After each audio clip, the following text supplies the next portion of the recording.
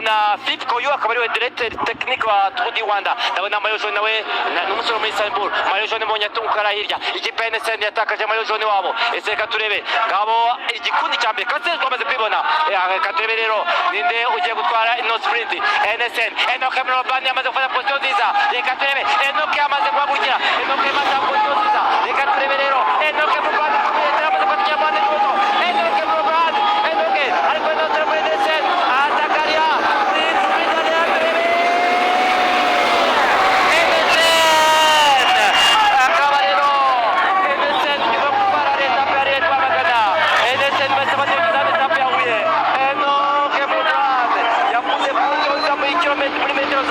Enoke abaye wa gatatu uko etape wikiragiye. Etape rero ikaba yegukanywe n'ubundi ikipe ya NSN kuko bazamutse babona ko mayo jaune w'abarundi adafite uburambe mu kuba yazamuka, ko mayo jaune bamaze kuhagera birangira rero NSN aribo begukanye. Enoke abuze position, Enoke biranze baramufunze ikintu bakoze n'ikintu bamukoze kuko bari babizi neza ko Enoke ari umukinnyi wo kutikoreza.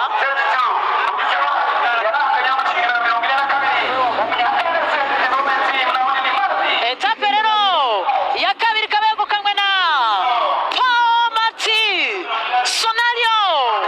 Uyu nguyu yavuze tariki 24 z'ukwezi kwa 11 umwaka wa 2004, afite imyaka 21 akaba akomoka mu gihugu cya Espagne. Uyu rero akaba ari we wegukanye etape ya kabiri ya Tour du Rwanda, etape yahagurutse mu karere ka Bugesera ikaba isorejwe mu karere ka Huye mu majyepfo y'u Rwanda ivuye mu burasirazuba bw'u Rwanda. Ni inshuro ya mbere yari yitabiriye Tour du Rwanda, akaba yegukanye etape ya kabiri. Dutegereje kureba ese mayo jaune ahagaze hehe kugira ngo ko rero isiganwa ry'umunsi baryoshye nuko abakinnyi bose barangije.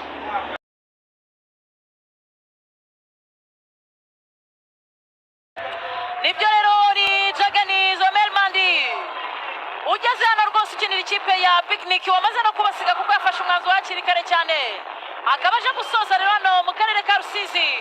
Jagani Zomelmandi umusore w'imyaka 20 ugeze mu karere ka Rusizi ariteguye, ashize rinete inyuma, ari kwihanagura, arashaka ngo aserabure muri manière kuko yabikoreye. Afata makiyaje, afata kapudira akisiga kugira ngo ajye gufata ifoto ikwiye neza. Zomelmandi Amsterdam aragutegereje, Zagreb aragutegereje, Ajax, PSV Eindhoven na za FC Twente baragutegereje, abakozi baragutegereje kugira ngo bikunde. Ayubura amaso avuga ngo ntabwo tuzakomeza gutegereza. Zomelmandi abwira abazi Abaholandi ko batazategeza igihe kinini, bati uru Rwanda narwo ni urwacu, dufite ambasade. Gefesirete Superman Jagani umusore wavutse tariki ya 13 ukwezi kwa kabiri umwaka wa 2006. Reba ibyishimo byo kurangiza 1-2 avuga ati twabikoreye, ari nako avuga ati dore mayo jaune araje. Enoke byamugendekeye gute? Ari no kumunyetera afata umwanya wa gatanu. Enoke Murobani ahangaha Enoke n'umwanya wanze gusa bayitere yabaje. Reba yaje hariya yitwa niyo ngurusabwe mayo jaune nabaje kudefanda ari marwana amasegonda kugira ngo rekora amasegonda bangwa musega niyo ngurusabwe nawe ahita atambuka ku murongo. Reka tureberero abandi bari kudefandana. Mayo jaune Paul Marty aza ashaka amasegonda, agomba kunyugiga kugira ngo amasegonda gukura kugira ngo atavamo. Paul Marty agira hano arimo arashinyiriza. Tour du Rwanda yatangiye. Paul Marty Gefersi Tarde Jagani Zomelmandi nababwiraga ko umusore wavutse ku itariki ya 13 ukwezi kwa kabiri 2006. Uyu ni Umuholandi ufite ibiro 67, afite indeshyo ya metero 1 na santimetero 90. Yavukiye mu gace ka Frandeleke, yegukanye etape ya gatatu ya Tour du Rwanda 2026. Yahagurukiye mu karere ka Huye, isorezwa mu karere ka Rusizi. Twavuye mu majyepfo y'u Rwanda dusoreza mu burengerazuba bw'u Rwanda mu mujyi wa Kamembe.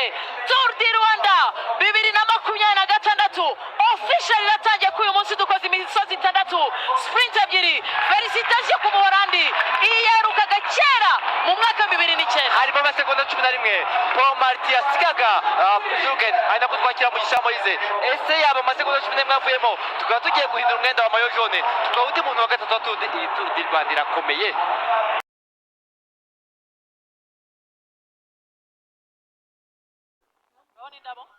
baberetse drapeau jaune yaberetse ahangaha bazamutse bageze no ku bitaro bya Rubavu bari muri kilometero imwe ebyiri za nyuma ngabo rero akaba turebe ese de Klerk araza gushyiraho de Klerk arashaka gusubizaho bamaze aho bakase bwa nyuma hasigaye kose rimwe cyane hasigaye dernier virage kugira ngo bagere hano ku murongo ng'abakinnyi babiri rero ni Kriti se ahitamo kumuha etape kuko muhaye mayo jaune reka turebe cyangwa se bose bagiye guhatana ngabo rero de Klerk ahitamo gukora sprint Derek bamaze kumuha amuhitamo kumuha etape agasigarana mayo jaune cyangwa se Kriti ashaka kubaza ikiri inyuma reka turebe rero de Klerk ahitamo gukurura reka turebe reka njyewe njyanye n'umuntu ashaka kumenya wakabikoze ugena yamuhaye byarangiye cyamaze kwa n'ababiri babyukira bwa ati reka dukorane bamaze gukata rero de Klerk aha etape rero de Klerk amubwira ati umaye mayo jaune bakora sprint ya nyuma reka turebe ananze no gukora sprint byinshi iyi niyo bita fair play mu mukino w'amagare de Klerk atwara etape de Klerk yegura amaboko amuhaye etape amubwira ati umaye etape umaye mayo jaune yitwa Mathis de Klerk ni umusore wavutse ku itariki ya 23 ukwezi kwa mbere umwaka wa 2006 uyu ni umubirigi witabiriye ku nshuro ya mbere Tour du Rwanda akaba yegukanye etape ya Tour du Rwanda ya kane yagurutse mu karere ka Karongi ikaba isorejwe mu karere ka Rubavu kilometero 127 ndetse na metero 200 uyu ni wegukanye etape ya kane ya Tour du Rwanda. Thank you Belgium Tour du Rwanda 2026 live kuri televiziyo Rwanda hafi yawe gahunda niye Kashema oui umubirigi wa mbere umubirigi wa kabiri umubirigi wa gatatu kayititaraje reka mbabwire ku kiyaga cya Kivu abirigi baragifashe bagishyira mu biganza byabo nikoga babaye beza cyane kayititabaye wa gatatu mu gihe cyo rero Kreti abaye ababirigi babiri umudagi umwe n'abaturanyi aba bose ni abaturanyi kuko iyo uvuga thank you mu kibirigi uvuga thank you wavuga mu kidage akaba dankeni ntawe bitandukaniye amasegonda 3 amasegonda 2 amasegonda 7 mayo jaune mayo jaune rero ikaba yambawe na Mathis Kreti uyu nguyu ni umudage yavutse tariki 12 z'ukwezi kwa gatanu umwaka wa 2002 afite indeshyo ya metero 1 santimetero 83 apima ibiro 63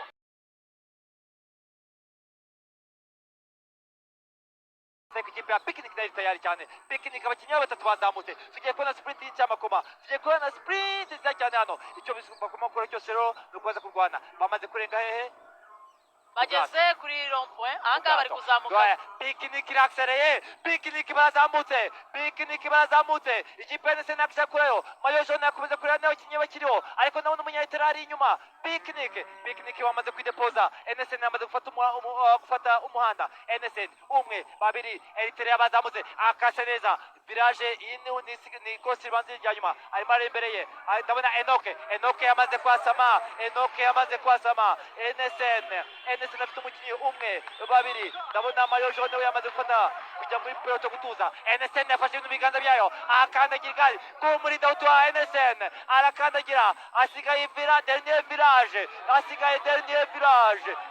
virage NSN ataka atanze umwanda Rembe tifatiraho akata Rembe ajya muri sprint reka turebe Etibare Elone ari imbere mu kigo ikipe ya Rembe ata sprint cyane Etibare Elone yatsinze umusore wo muri Rembe ashaka etape akora sprint nyukira igare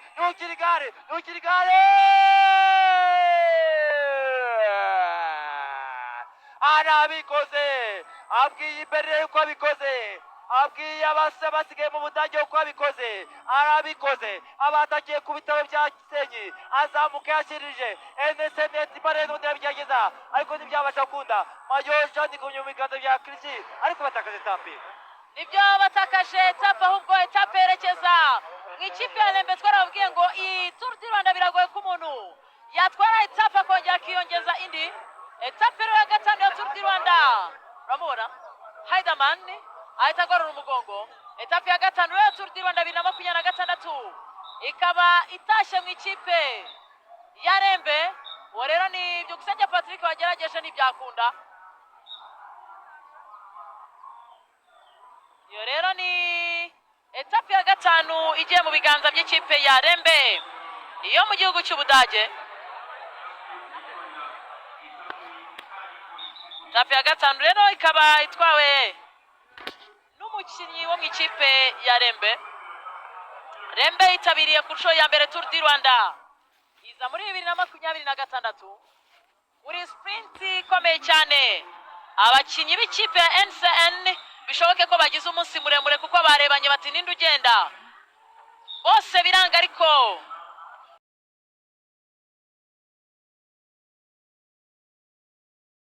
siganwa bamaze kwegera neza no iri korosi ryanyuma dernier virage ikizano ku murongo yabo turacyabona Proteus ikiri kumwe. Reka turebe rero gahitanye Edaman noza muri sprint. NSN irakurura big step. Reka turebe NSN yabikoze yafashe neza ikoye kwiza NSN. Reka turebe baje kuraza Edimane aramade kariya arugiriga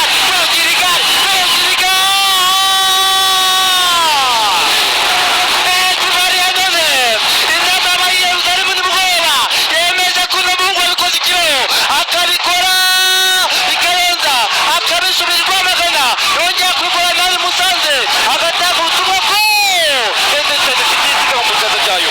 Uwitwa Ijmari Aroni yavutse tariki 20 z'ukwezi kwa 9 umwaka w'1997, imyaka 28, avuka mu gihugu cya Israeli, afite ibiro 72, afite indeshyo ya metero na santimetero 72. Ijmari Aroni niwe wagukanye agace ka gatandatu ka Tour du Rwanda. Yagurutse mu karere ka Rubavu, isoreje mu karere ka Musanze, kilometero 84, akaba ari etape ya gatandatu ya Tour du Rwanda live kuri televiziyo Rwanda.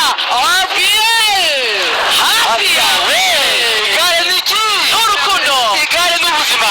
Tubonye sprint y'Amakoma, tubonye abasore b'i Yerusalemu, tubonye ndetse n'ifite isiganwa mu biganza byayo. Banyukira igare agarura igare arabazana quick step bamufungira mu ikosa amubwira ati ibi bintu ntabwo ari iby'abato. Edman azamura uyu muhungu